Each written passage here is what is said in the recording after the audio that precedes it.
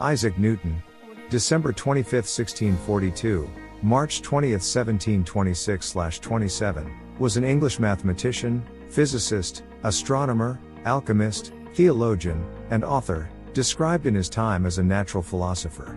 Widely recognized as one of the greatest mathematicians and physicists of all time and among the most influential scientists.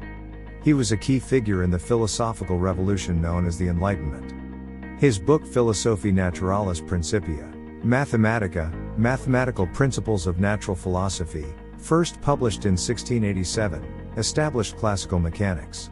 Newton also made seminal contributions to optics, and shares credit with German mathematician Gottfried Wilhelm Leibniz for developing infinitesimal calculus.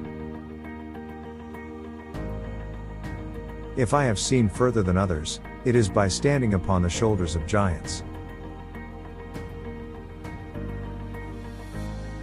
I can calculate the motion of heavenly bodies, but not the madness of people.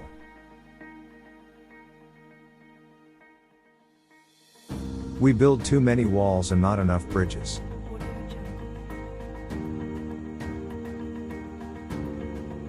Genius is patience. Tact is the art of making a point without making an enemy.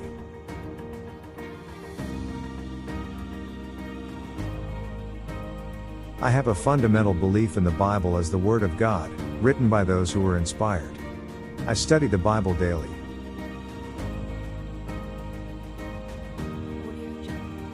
To every action there is always opposed an equal reaction.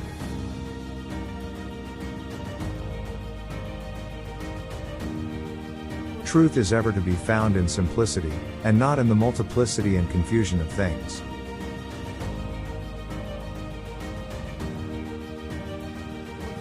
In the absence of any other proof, the thumb alone would convince me of God's existence.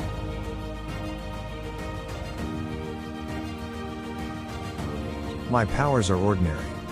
Only my application brings me success.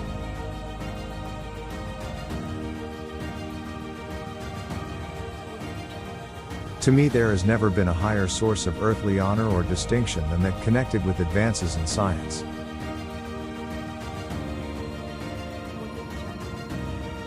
An object in motion tends to remain in motion along a straight line unless acted upon by an outside force.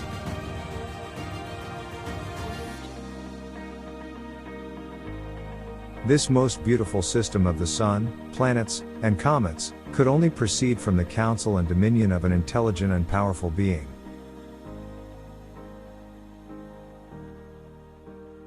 As a blind man has no idea of colors, so have we no idea of the manner by which the all-wise God perceives and understands all things.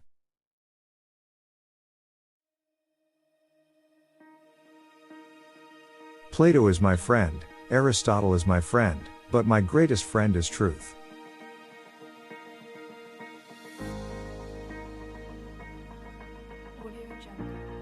If I have done the public any service, it is due to my patient thought.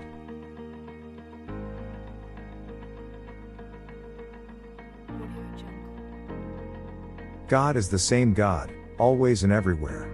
He is omnipresent not virtually only, but also substantially, for virtue cannot subsist without substance.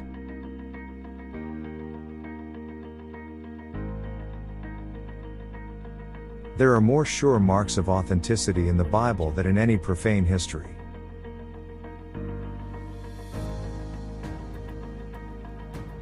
It is the weight, not numbers of experiments that is to be regarded.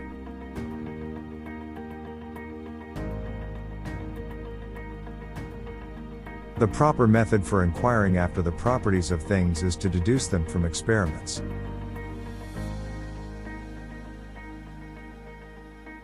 Are not rays of light very small bodies emitted from shining substances?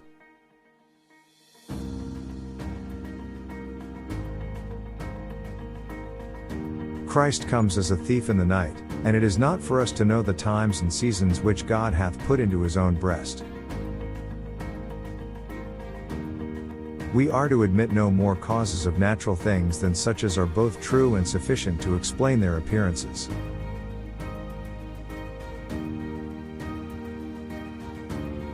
Religion and philosophy are to be preserved distinct. We are not to introduce divine revelations into philosophy, nor philosophical opinions into religion.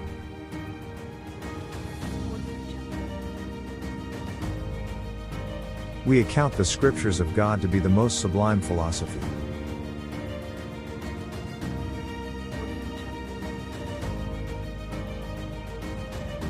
The moon gravitates towards the Earth and by the force of gravity is continually drawn off from a rectilinear motion and retained in its orbit.